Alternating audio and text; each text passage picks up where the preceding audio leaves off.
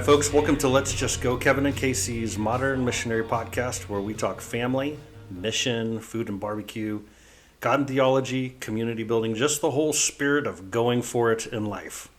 Today's topic is what we did with 9/11 being that September 11th is coming up. And we intentionally every year talk about it with our kids, and it's on our mind. And so we thought that we would do a podcast about where we were and how it impacted us. We're thinking just a little bit ahead because it's going to post a week from now, Right. which is just a couple days before 9/11. The timing will be just right. Like you said, we like to watch documentaries with our kids and then discuss kind of the current perspective and mood of the country and the world of 9/11 as opposed to maybe what it was 5 years ago and then 5 years before that. Yeah, but it's something that everybody knows where they were and what was going on the day. And so we thought maybe we would bring that to you guys, our story of 9/11. It had an impact on us and what we ended up doing. So it had a big impact on us. For me, bottom line up front, I'll mention this later on, is that it became, or our response to it, not it, the event itself, but our response to it became an avenue of sort of redeeming some life plans that I had. And how that kind of influenced us and rolled us into what we would do later on in life brought me back around to something that I thought I had probably lost forever. But we were actually doing that thing all along. That just made me emotional. That was very sweet, the way that you said that. And that's true. Yeah, for sure. This is going to be tough when the stuff comes on video. Yeah. Because I can just go to silent mode and let you talk while I gather myself, but that video just keeps on rolling. Yep. Okay, so first of all, though, we want to do an update on our podcasting success and learning. Yeah. I think the one thing is we were both very pleased with the way that the sound turned out. That we gave it a thumbs up on the clarity, the level of volume, where our positions were and speaking into the microphone. And I think that we got that down really well in our last episode. That was episode Mexican Basketball. That just dropped this week's episode. So as we're recording it. Yes. Also, anything else on the podcast?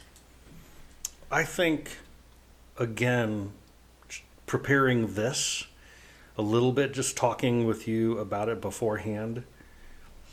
And again, we don't want to give too much away to each other because we want to bounce off of each other's ideas without too much in knowing, more just anticipation. Is, again, I was struck by how much conflict we are having or are going to continue to have telling stories about our past. And so I was thinking about what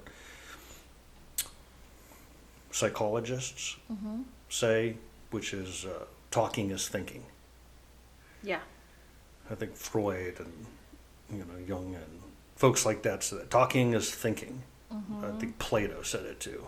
But this is us working through, by talking, some thoughts that we have not developed. And so this is not just fun storytelling. Right. There is an iceberg underneath these conversations of conflict. Yes, I think our process is that we talk about what we want to talk about, and then we start talking about it together. And when we do, then things come up. I discover Casey in it. Yes, and things come up, and then usually I give you a look, and you're like, "Oh, are you mad at me right now, or did that just make you mad?" And I'm like, "Yes." And then there are other stories that come up. There are other stories, and then we start talking it. But that's actually a really, really cool. Right. You're not learning. We're learning. Right. We're learning about our communication and how to get through some of those things. So that's good. Anything else on podcast? Well, there is something I was going to ask you about because you are working on something, and I thought maybe you would tell people what it is you're working on. Another podcast, right? Woohoo! Well, and that was a plan all along. We kind of have a design of some of the things that we want to do, and as well as putting it really out there, like broadcasting it. And well, one of the things that was part of our design is that I would also kind of have one of my evening time favorite activities I like to do. I like to, in the evening, the kids go down to bed, and I open up the garage door, and I pull out a stogie, and I smoke a cigar, and I go through my notes earlier on of my readings and studies during the day, or I just read a book, sit back on a rocking chair, drink Casey's homebrewed kombucha, and that is a time that I've shared with some guys I've mentored or discipled in the past, and as they've moved away, they've said, boy, I wish we could keep doing that, or if I could plug into a podcast that you did someday, or some sort of recording we did it on Zoom. Right. Actually, we've done it on Zoom, with some folks we worked with. You actually do it with our kids too. That's true. Especially in the summers or in the evenings, they'll come Probably out. every They'll other know night. you're out there in the garage I'll invite smoking them. a cigar, and they'll go out there and sit and read and talk and Push some iron, Yeah, dumbbells, that's true. jumping They'll lift jacks. weights. Turn on some 80s music. Yeah. It's dark outside. So, yeah, it's something I like to do in the evenings. Well, we've put together scriptural literacy building studies and whole series in the past that folks have gone through. And I decided to go through some of that material as scriptural commentary and to help people make sense of the scriptures, and to do that with my cigar and the rocking chair and the kombucha and 8, 9, or 10 o'clock at night outside. And so I've started to do Bear Script. We're planning for it. Tonight I'll record the first one, and I'm going to race. That's what I was going to ask. Where, when are you posting? I still Where's it need gonna be? my advisor, Casey, to tell me where Okay. to post.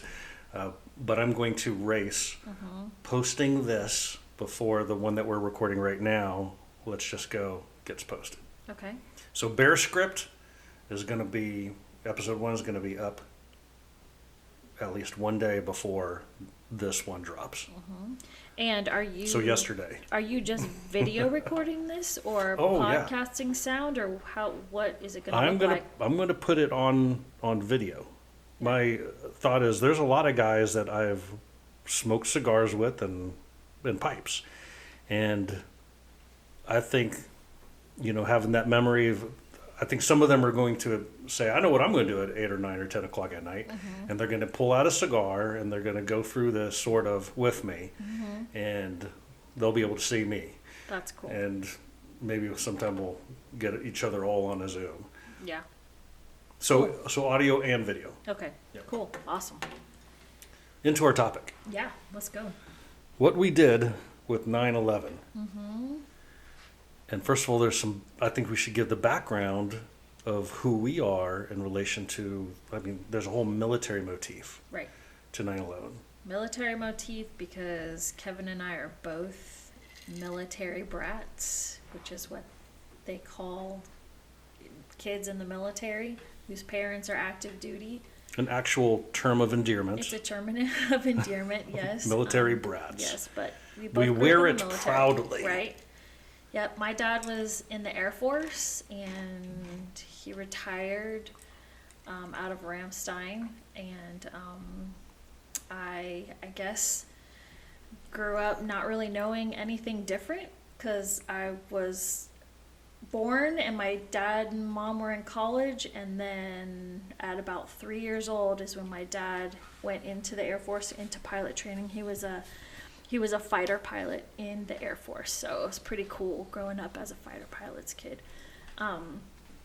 And I think I counted, if you count just my time with my parents in their house, I moved 8 times. But then when we moved to Illinois and then to Fort Benning, those that's 10 times. Mm-hmm. And then if you count our moves, once we moved into the military You communities. kept on doing the moving thing. Yes, we kept doing the It's moving in the thing. blood. So it is in the blood. After about 3 years living somewhere, you get kind of itchy, like you want to go somewhere. But I think after living in Hawaii for 12 years, that kind of calmed me down on that.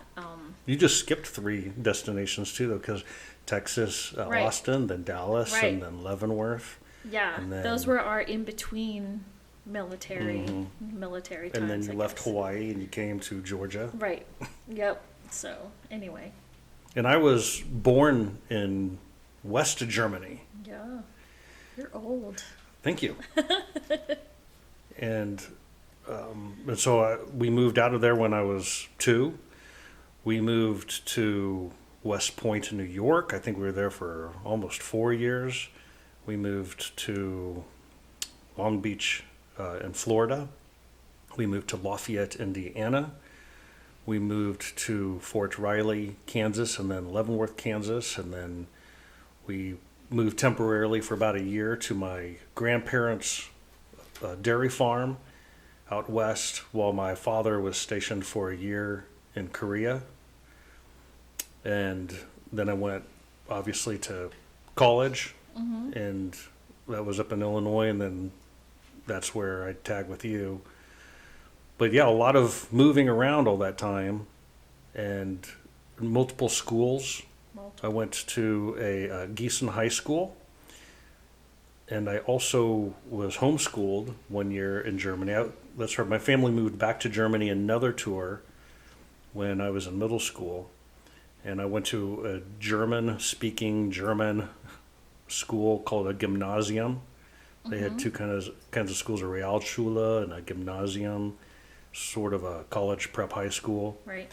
And then graduated at Leavenworth High School, where you and I met. Right.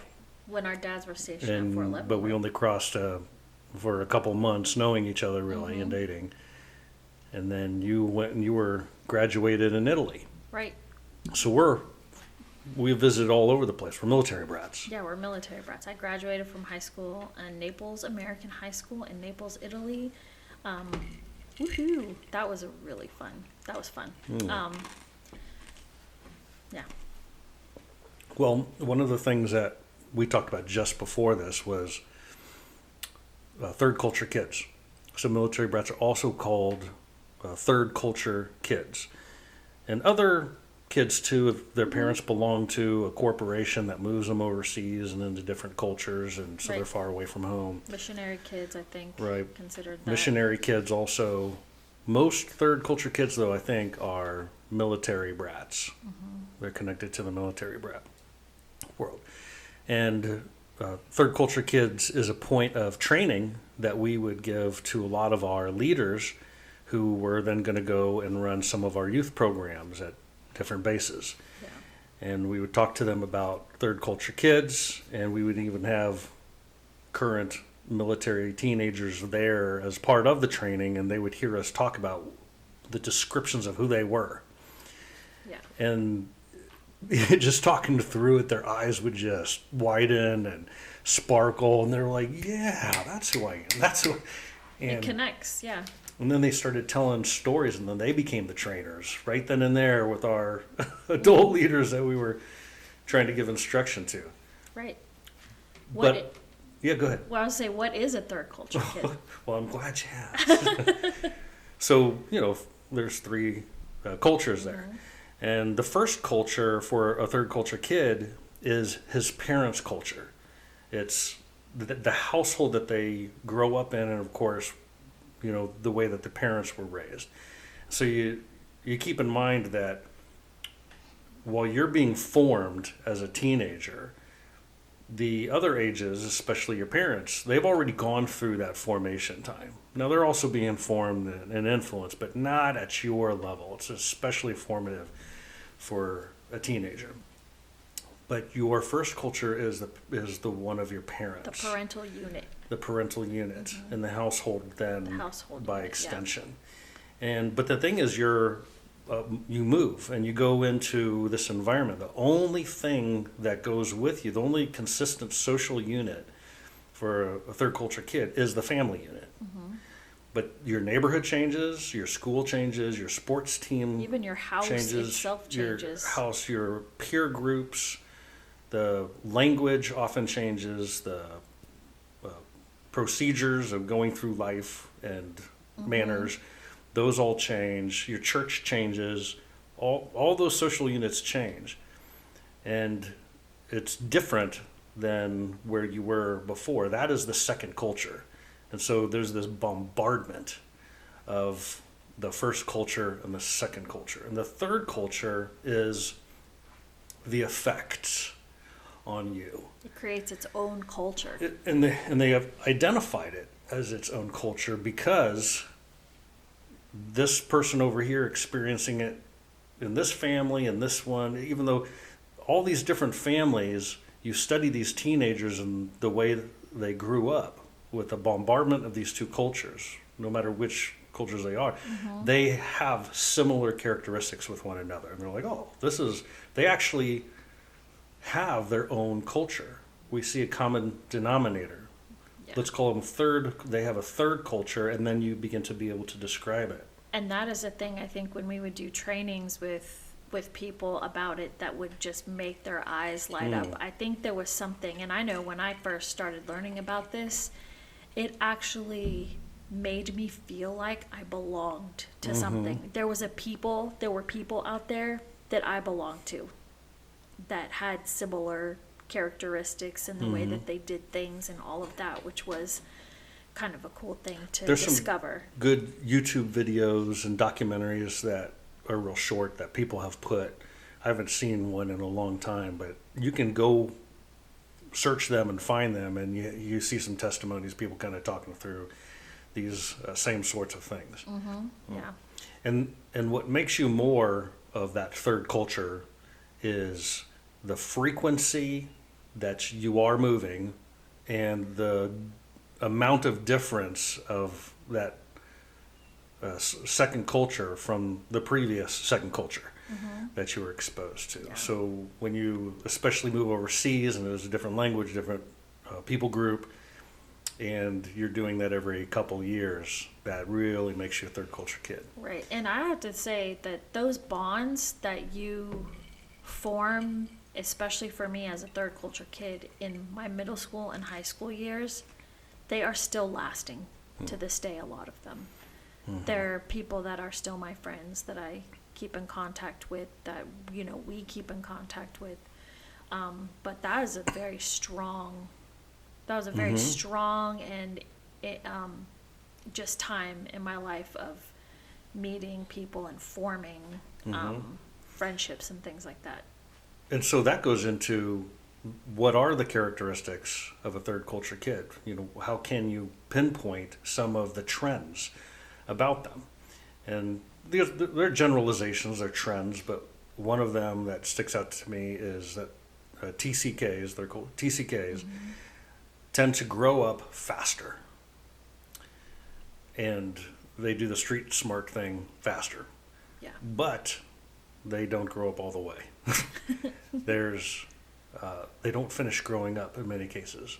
There's bonds that grow fast and they stay connected for a long time, but it's really hard for those to go to a deep, intimate, long-lasting bonding Level. level. Yeah. And they also suffer with a sense of self-identity. And so, what am I going to do when I grow up? That might always feel elusive, or even where am I going to live? That might be elusive. It's not just flexibility and adaptability. And those are some of the great ones. They tend to be able to move and transcend different cultures and ethnicities better than other people do. But at the same time, it looks often like they don't. And the reason is they make relationships real quick because they know what to look for that's going to connect. If there's any resistance at all or any difference, then they'll say, well, I've only got X amount of time. I'm not going to put any energy into it. And so they quit on a potential relationship real fast.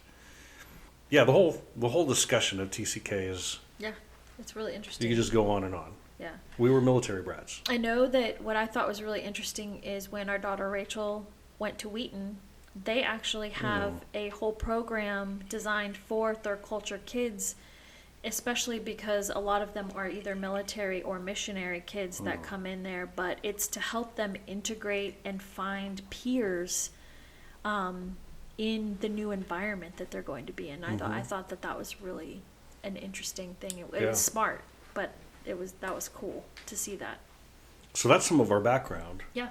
And what it turned into is, I got a military Army officer commission, and that got us through school. And it was in our thought at some point that we were going to be serving our nation's military for the rest of our lives. Yeah, for the rest of our life, into perpetuity. Like, that was the path that Yeah. we were headed down, Right. and it didn't seem weird. That's where we No. were going. Yep. Yeah. And the story is for another time, and we've mentioned it before, but very quickly that was changed. It was changed. Yeah. So I finished the infantry course and got a neck injury and was medically discharged, and that was it. That was it. We grown up in the military. We had, this is what we're going to do. There was no plan B. And we thought the military environment was behind us forever. Yeah. I did. It was kind of, it was like devastating in a way, because that was all that I had known. I was like, I have no idea how to survive outside of a military community situation. And I remember that was a very angry time for me personally. I had felt like I had suffered a couple of, strings of setback or failure of this and that, but this was the one, Yeah. and especially because I, and my instructors also really felt like I was right for this. I was good. I was skilled at this. It was natural. That was the kind of leader that's where I was shining, and That I was got highest another marks. And heartbreaking piece, is that it was something that that I was good you at. were a natural at. You were naturally good. And so all of a sudden the military is taken away. We go into the civilian world, and we're there, and we ran our own house painting business for several years.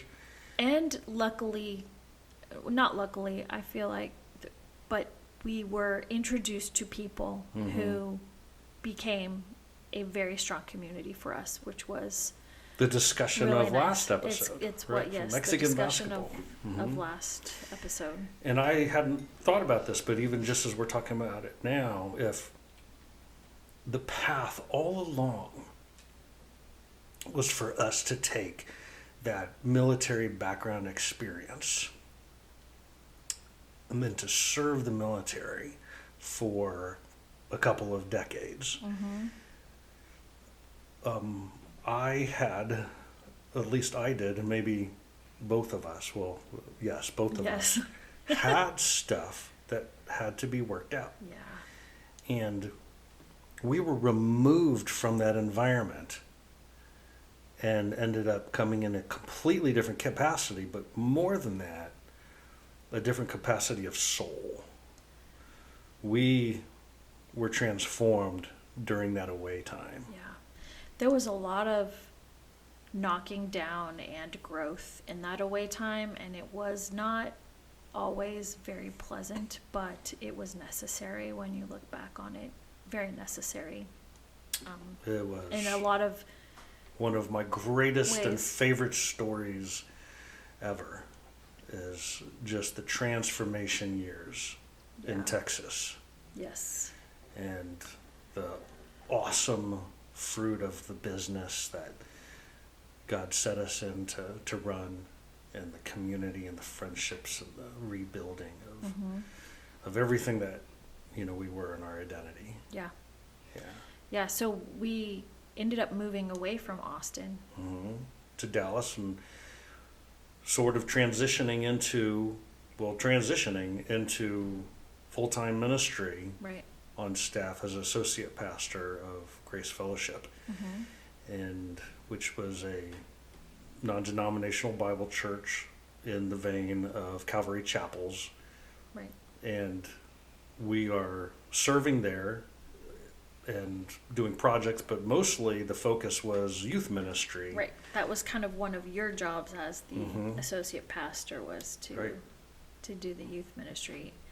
And we hadn't ever really thought about that. I mean, I think now how much time we spent in youth ministry and ministry in general, and at the beginning, that was like, youth was not even on my radar for me. Before we did that? Before we did that. Oh, I decided I never want to work with you. Yeah. Right? I mean, it's so weird when I think, I mean, we had 3 young kids in Dallas. At that point, we had David, Jacob, and I was pregnant with Jordan. And it was, I was a young mom. I wasn't thinking about much outside of like what I was doing and, you know, keeping the kids alive and all of that kind of stuff. And even, you know, when you started working with the church, I was not so heavily involved with that because of, you know, having small children and keeping that going. So, but it was a transition into ministry and to youth, and it teed up the situation that is our topic. Yes. And that is when, for us, that's where we were when 9/11 happened. I remember waking up in the morning, and it was kind of early, and what I think is really funny about this is that we did not have a TV. We didn't own one. And I had probably like a week or 2 before, I don't remember the timeline, but I had a girls' sleepover at our house. And I borrowed the TV from the church because it had a DVD player in it, and we used it to watch a movie for the girls' youth sleepover. And so we just happened to have a TV in our house, and I turned it on. The first tower was just burning. And I looked at it, and I was like, oh my gosh, what's going on? So I just sat down, and then from that time on, I was just kind of transfixed. 8 a.m. for us. Yeah, just transfixed by the TV. And I remember actually going wherever you were. I don't exactly remember. You were there. And I went and got you, and we're like, hey, Kev. I think you woke me up. I may have woke you up. There's something happening on TV. One of the towers got ran into, maybe by a plane. Right. And it wasn't long after that we were sitting there watching, and the second plane flew in to the tower.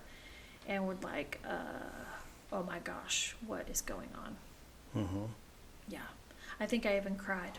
I was like, at that moment was like a realization, and David was very concerned about that. And actually, this is sparking a memory.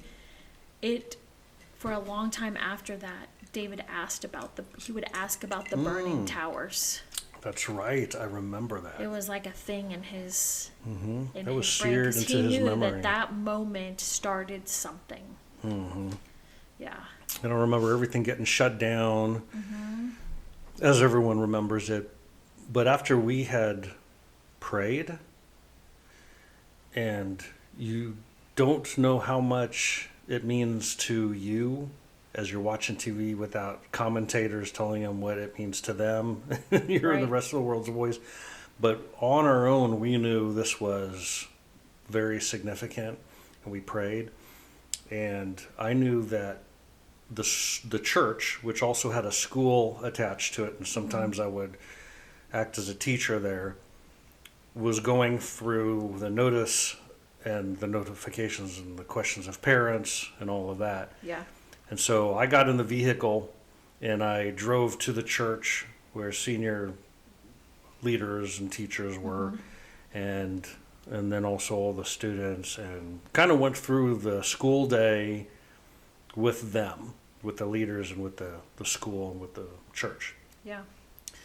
And that was a big shared experience with that group of people, as well as just what we experienced in our own house. Right. And not only that, it continued because there was the plane that flew into the Pentagon, and then the one that downed in the field. So you did kind of have this sense after the second plane went into the tower, this sense of, oh my gosh, are we going to be attacked? Like, what is happening here? And not knowing if it was the end of the story, because it just kept on going. Right. Tower 1, Tower 2, and then Pentagon, there was something else. And then field. There were people, there were the film crews, and everyone was running out of the Capitol building, and you're like, this sense of like, kind of, do they really know what's going on? Is everyone just freaking out? Are they scared? Like what? They'd interview people, but I think that the most significant thing was when the towers fell. I don't think anyone expected that. And to watch it happen in real time, Like, those billows. What is happening? I'm seeing it, but really, actually, what is it? Yes, and then realizing that there were a lot of people that died. You're like, Yes, oh my lots. gosh. And Everyone you were in those buildings. wondering with the time frame, was it before they got in? Yes, of that. all the questions started. But it just floored and the entire culture. Yes. For days and weeks, and then of course forever. But that was a time then where we had already made some major changes. The military was behind us forever. Here we were entering into ministry, serving in a church, in a pastoral role, and 9/11 hit. And we moved there also to go to seminary. Yeah. And so we're kind of in transition. We don't even know it. And months later, after much talking, we walk into the church. Well, I walked into my pastor's office, Don Carr's office, and said, hey, I know that Casey and I have been thinking a lot about all this, and we feel like we're supposed to move, shapeshift our call to ministry to military communities. And we've done a lot of praying about this. And Don and I were best buddies at the time, so it was a very difficult discussion. Right. And all of a sudden there's this big cost of not doing this anymore, but going to where we felt God was leading us next, which was to go serve in a military environment, especially with youths. Right. Yeah. So we had that conversation, or you had the conversation with Don. That was kind of a big deal, because what that did then is it made us, even though we had been thinking and praying about it, it made the pivot like real. And so we started to make a plan on what we were going to do, how we were going to serve the military, and all of that stuff, to figure out how we could really contribute to the serving of the military community. And talking about this a little bit beforehand, before we started recording this, we realized that we had different perspectives and feelings at some level about what was going on. And for you, we're returning to the military, or where home already is. And for me, I didn't really see us as part of the military, but we are not to the military. We already were honorably discharged, a medical discharge, but not the way we wanted it to go. We wanted to serve in it. And so I think I had sort of a psychological separation of my identity to the military. I kind of went into it, I think I've always felt sort of as an outsider. when here we are going into it Yeah. and being a servant of our nation's military, but just in a different capacity. Well, I think one of the terms that I really struggled with was I was technically a veteran. I had gone in, I had trained, I had succeeded in passing my officer course, getting my commission. I got top marks in all my PT tests and shooting, and leadership trainings and all that stuff. But, Right. you know, And I always thought out. that was a little bit interesting because I always considered you a veteran, but you seemed to bristle at that for quite a while. You just kind of bristle at. It was not a negative feeling towards veterans. It was a negative feeling towards my worthiness Yeah. of being called a veteran, because other people were veterans and they had not necessarily gone to war, although many of them had gone to war, but they had served. They'd at least served, their 5 years or their 3 years, or, in many cases a lot longer, but I had not. So the word veteran was something that I really wrestled with personally, because I had gone into the military, I had done the training, I had gotten top scores on everything.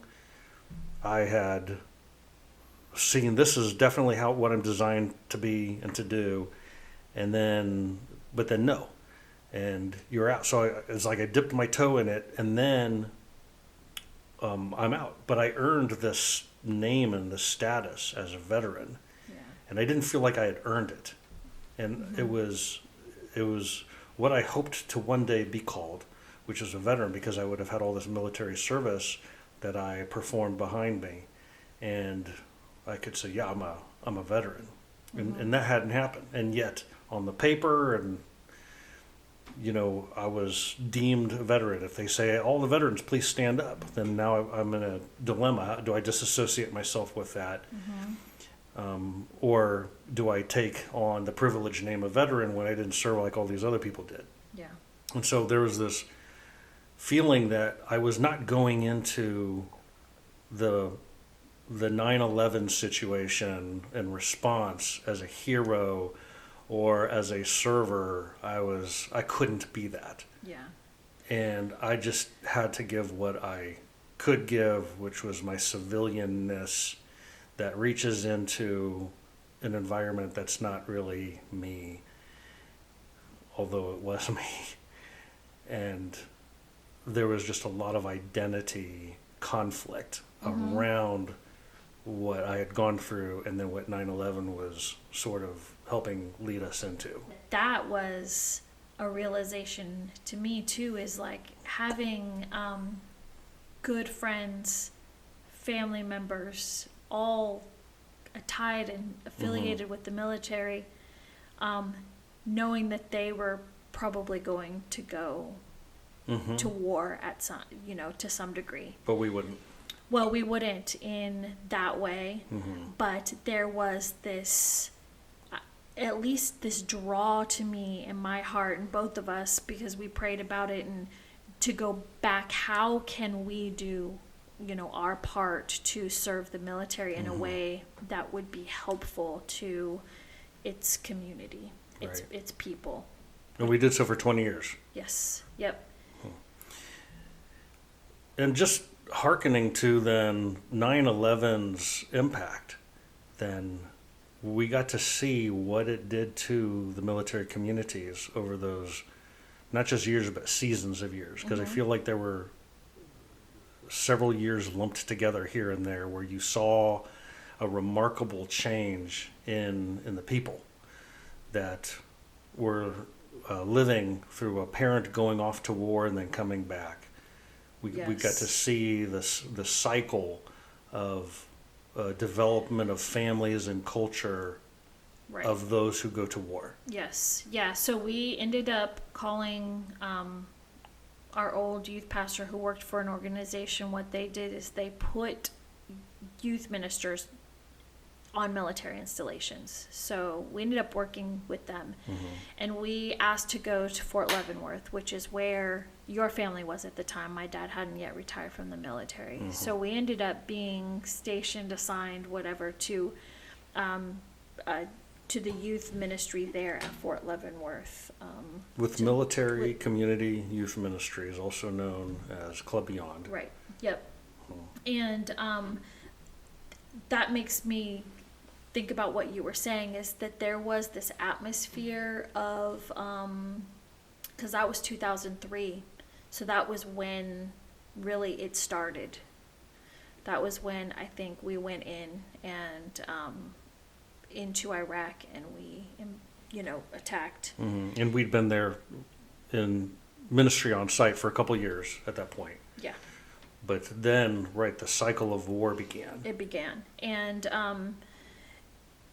at first there was kind of this anticipation. I remember, doing PWC and just interacting with the families who had kids in the program.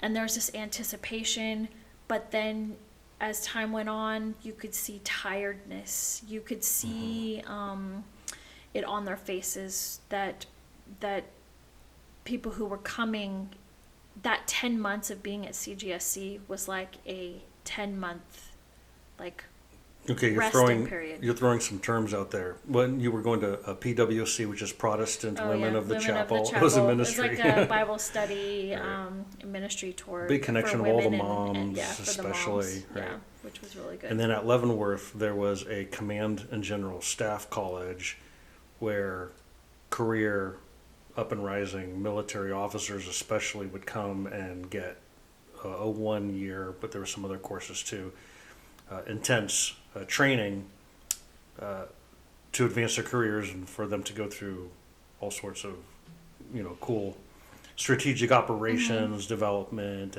Right. and so this was a place that a lot of folks who were intended to understand and learn war would come through.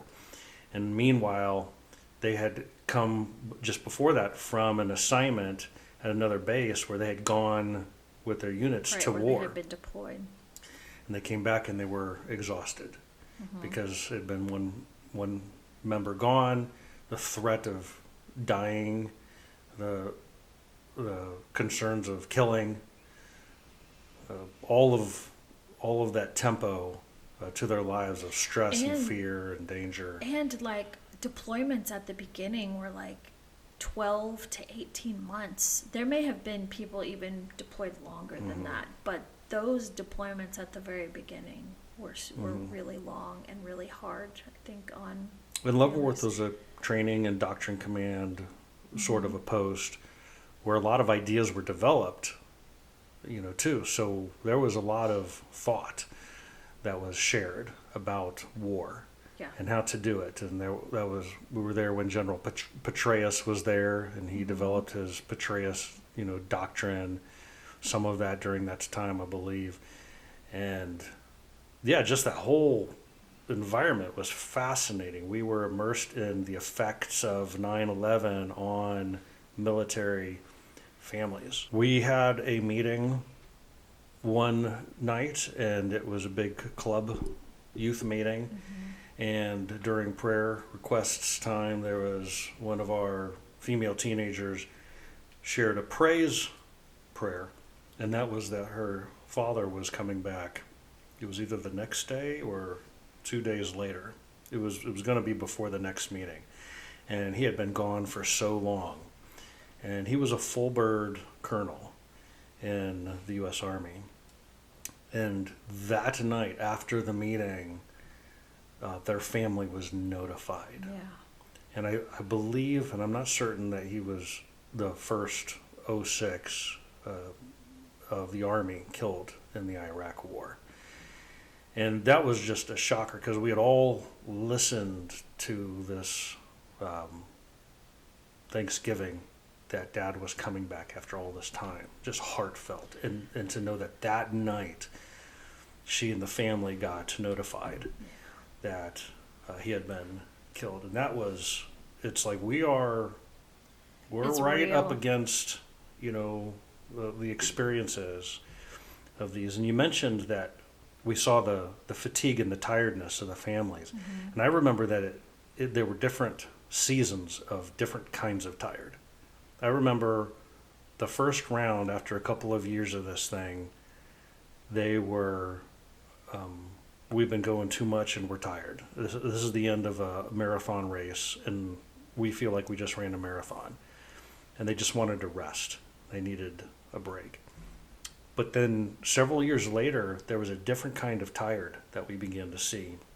And it was almost like the kind of tired where you didn't know you were in a race.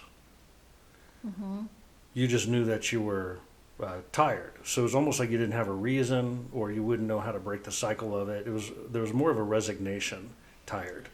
And that's a different kind of tired, Yes. and it has a whole different approach to life. You start, adjusting who you are and all of your future goals based off of, well, life is tired. Mm-hmm. It wasn't that they were tired, it was that life is tired. Yeah. And I remember that change.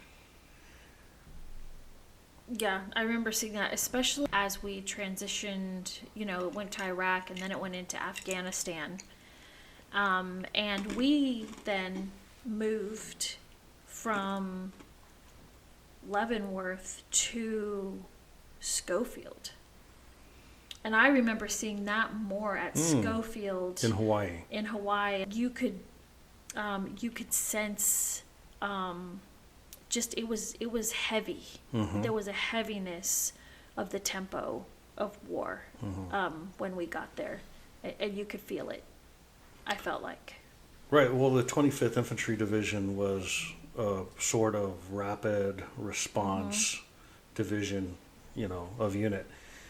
And so they were built to be ready to get up and go and to answer a conflict. Mm-hmm. And so that was kind of the mentality and the tempo that they had. Yeah, it was very, very fast paced. I remember people being deployed, coming back, being Right. deployed, coming back. I mean, it was very, very active in that sense, and also interacting with kids who had both parents who were active duty. Mm. And the toll on and I think I was paying more attention when we got to Hawaii, but the toll that had on the teenagers. Yeah.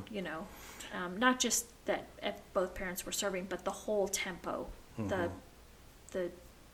just in their, Yeah, there's kind of a theme that I, dropped, one point earlier, and that was my struggle of being considered a veteran.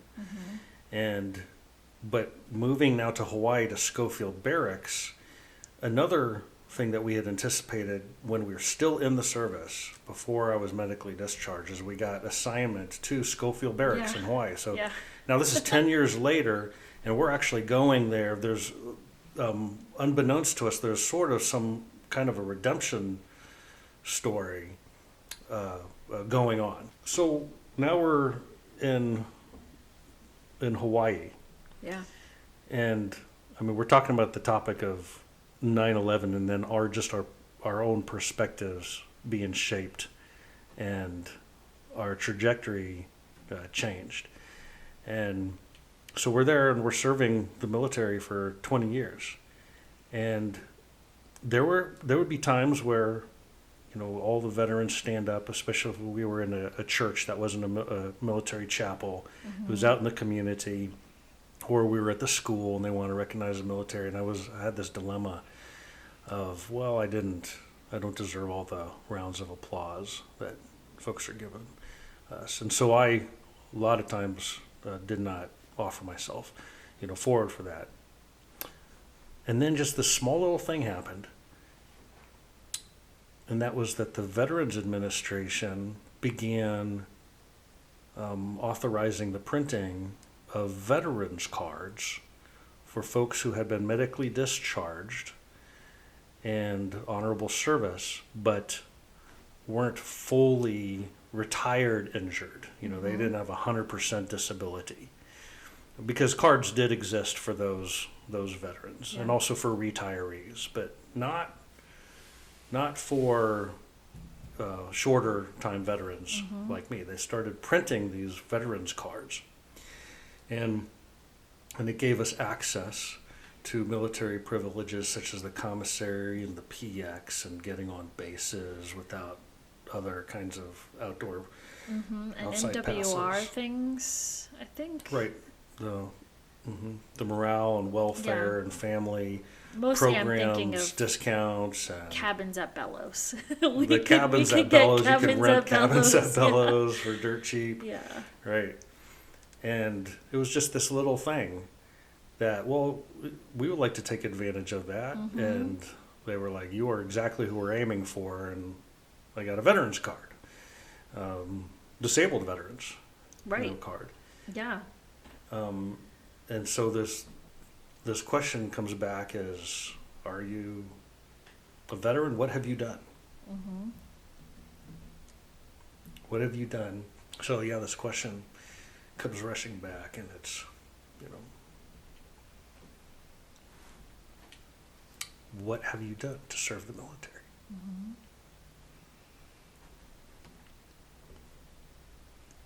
And you were talking about before you couldn't really answer that question, or you had a hard time answering that question. Right. But after the 20 years of Yeah. ministry to military families.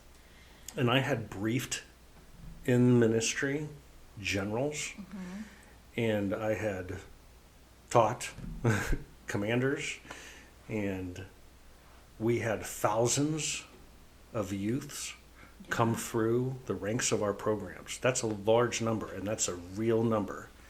We had hundreds of volunteers, well-trained, thoroughly trained volunteers go through, lots of interns. Very active in the chapels And and the campuses. the campuses. And in the garrison community.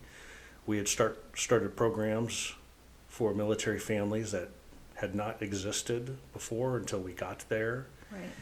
And we had also put our neck on the line. We stood up for things, and we risked our career and our reputation and our comfort, which comes with every kind of a job at some point. And we had given a lot, and we had given up. And I felt like, well, that's a different kind of a veteran. Right. A lot of people they go in the military and they serve all those years before they get out, and then afterwards they're a veteran, Right. and they may never have anything to do with the military Right. at all. And my weight and your weight was on the other side. The other side of it. Of it. It was, we are veterans going into the military community to give 20 years of service we made up this term, active veterans. Yeah. There's active duty. We weren't that, but as active veterans. Yeah, and it was important. I feel like the work was important. It was, I think all the way back in 9/11, in that the heartfeltness of being called back to the ministry or to the military, and also to actually doing like ministry in the military.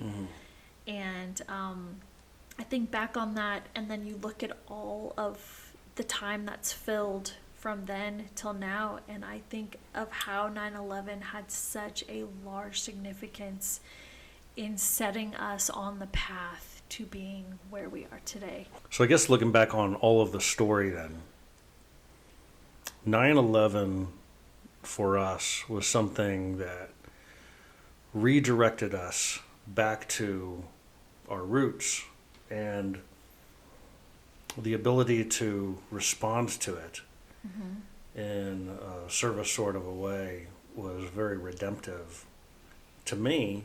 I think to both of us. Yes.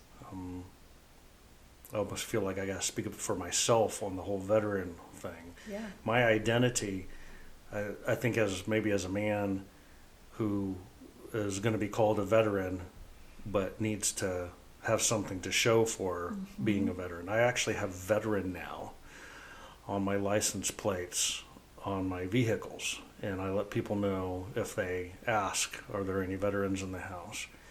And that's something that I know that I have served as an active veteran, not long as a active duty military person, but as an active veteran I have given many years of service to. And it's just amazing to think that that is something, serving is something that you want to have. It's not just something that you give away, and it's something that you yourself want to have. You want to have given service, and it means something to the core of who you are with integrity. So next week is 9/11, and as this podcast drops, then this week, the week that this is dropping, a couple days later, is 9/11.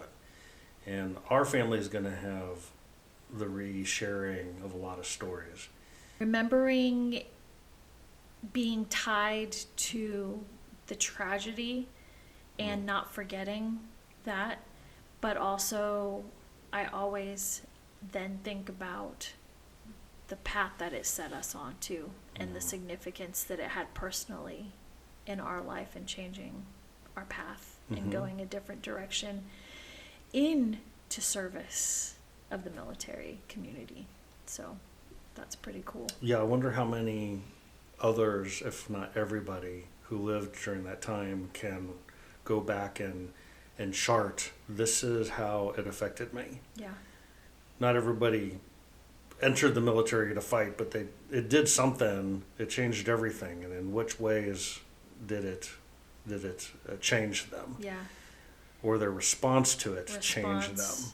Yeah. Yeah, that's a good question. And one, that's probably worth asking yourself and being able to see, especially since so much time has now gone on in between. Did that incident, what decisions did you make? How did that kind of change your life in a different way? Yeah. Cool. Did we do it? We did it. All right. What we did with 9/11 is we became active veterans. Yep. For 20 years. For 20 plus years. Yes. Of service. Okay, well, we're slowly building a number of listeners and followers. We'd love for some folks to leave some comments and maybe send some questions. And we're loving several people from the deep past kind of reconnecting with us. Yeah, that's been fun. We've enjoyed that. We'll catch you next time. Well, let's just go. Bye. See you later. Another year passes by as I'm looking at you. I see the glimmer in your eye, 'cause you're excited about getting